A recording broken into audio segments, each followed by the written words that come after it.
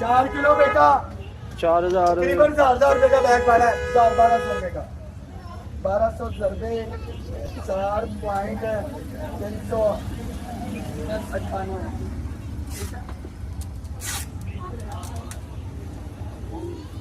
5276 रुपए 5276। ये देख बेटा 5276 में ये जा रहे हैं और मैं चल रहा वहाँ स्कूले ए सुले चला सुले स्कूल जा रहे बैग बेच ए बेटा ए यार सुले जावांगे हेलो मैंने फोन कर देना मैं आज स्कूले नहीं जाना। ये ले बेटा ए ये ले आ गया 1200 रुपए किलो में 5 बैग 4 बैग जा रहे हैं। कितने का बना सर 5000 तो कुछ रुपए था 5276 रुपए में 4 बैग।